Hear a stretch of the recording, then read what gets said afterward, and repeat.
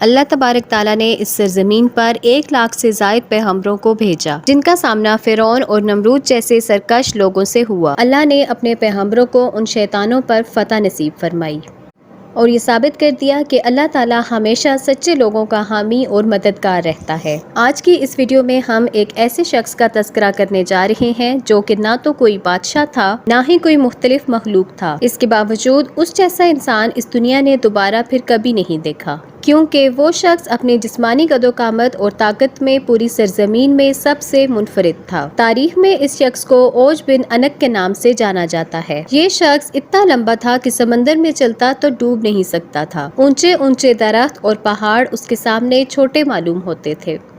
اس کی لمبائی اور اس کا قد اتنا زیادہ تھا کہ دوسرے لوگ اس کے سامنے کیڑے مکوڑوں کی مانند دکھتے تھے۔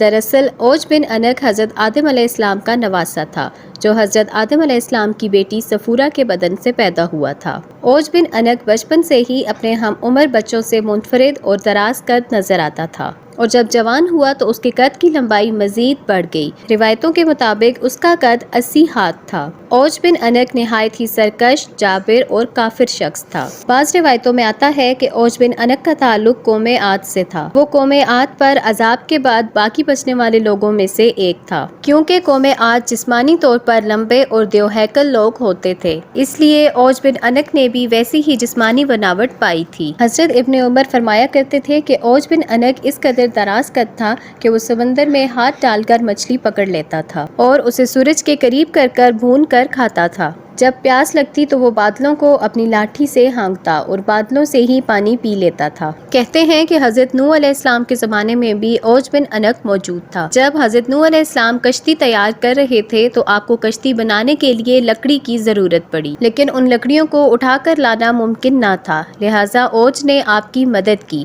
اور ان لکڑیوں کو ملک شام سے اٹھا کر لایا۔ لہٰذا اللہ نے اس کے اس عمل سے خوش ہو کر اسے غرق ہونے سے نجات دے دی۔ جبکہ بعض لوگوں کا کہنا ہے کہ اوج حضرت نوح علیہ السلام پر ایمان نہ لایا تھا اور اس نے کشتی میں بیٹھنے سے انکار بھی کر دیا تھا، لیکن اس کے باوجود وہ اس سیلاب سے بچ نکلا، کیونکہ طوفان کے وقت پانی صرف اس کی کمر تک آیا تھا۔ مگر بعض علماء نے اس بات کی سخت تردید کی ہے۔ اس موضوع پر امام سیوطی نے العوج فی خبر العوج کے نام سے ایک رسالہ لکھا، جس میں انہوں نے اوج بن انک کی شخصیت کے مطابق بہت کچھ تحریر فرمایا۔ روایتوں کے مطابق اوج بن انک نے لمبے قد کے ساتھ ساتھ بہت ہی لمبی عمر بھی پائی تھی۔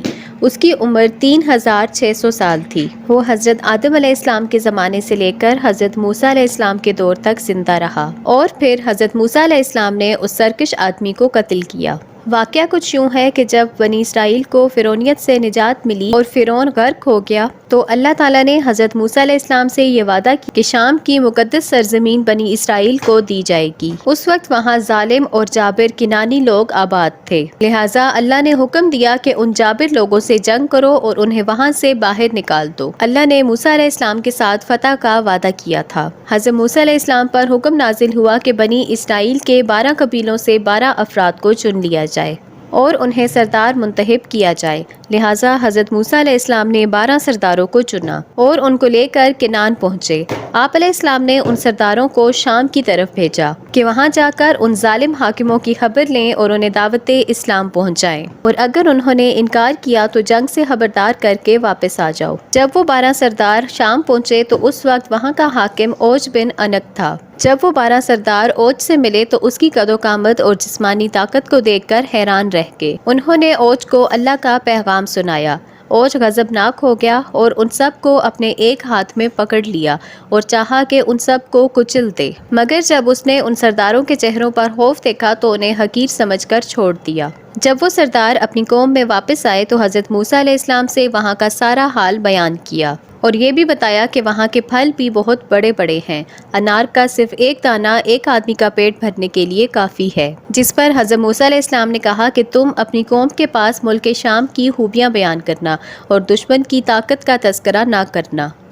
لیکن حضرت موسیٰ علیہ السلام کے اس حکم پر صرف 2 افراد ہی قائم رہ سکے۔ باقی تمام افراد نے ملک کے شام میں بسنے والے لوگوں کی طاقت اور قوت کا حال بنی اسرائیل کے لوگوں کو سنا دیا، جس پر بنی اسرائیل کے لوگوں نے چاہا کہ وہ جہاد سے پیچھے ہٹ جائیں۔ حضرت موسیٰ علیہ السلام نے انہیں سمجھایا کہ اے لوگو، تم مت گھبراؤ، میرے ساتھ اللہ نے کامیابی کا وعدہ کیا ہے، میں تمہیں ان کافروں پر فتح دوں گا۔ دوسری طرف بنی اسرائیل نے حضرت موسیٰ علیہ السلام سے کہا، اے موسیٰ، وہاں بے شک ایک زبردست قوم ہے، ہم وہاں ہرگز نہیں جائیں گے۔ یوشع بن نون اور کالوت بن قتادہ نے بھی اپنی قوم کو ترغیب دی کہ وہ اللہ پر یقین رکھیں اور حملہ کریں۔ اس پر وہ کہنے لگے کہ اے موسیٰ، تو اور تیرا رب دونوں جا کر لڑو، ہم یہیں بیٹھے رہیں گے۔ چنانچہ اللہ نے بنی اسرائیل کی اس نافرمانی کے سبب 40 سال تک شام کی سرزمین ان پر پابند کر دی، اور یہ قوم جنگلوں میں پھرتی رہی۔ روایتوں کے مطابق اپنی قوم کی نافرمانی کے بعد حضرت موسیٰ علیہ السلام خود ہی اوج بن انک سے لڑائی کے لیے روانہ ہوئے۔ جب اوج بن انک نے انہیں دیکھا تو چاہا کہ چونٹی کی طرح پیروں سے مسل دے، اور کہا کہ تو ہی بنی اسرائیل کا وہ سردار ہے جس نے فرعون کو دریائے نیل میں ڈبویا تھا۔ پھر اس نے حضرت موسیٰ علیہ السلام پر حملہ کر دیا۔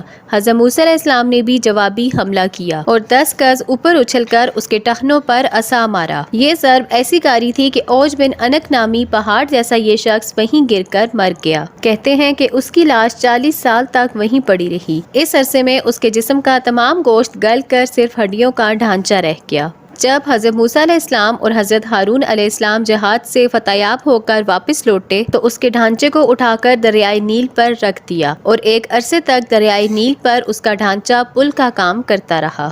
مخلوق چاہے کتنی ہی طاقتور کیوں نہ ہو، لیکن جب اللہ کی پکڑ ہوتی ہے تو اس کی تمام طاقت ڈھیر ہو کر رہ جاتی ہے۔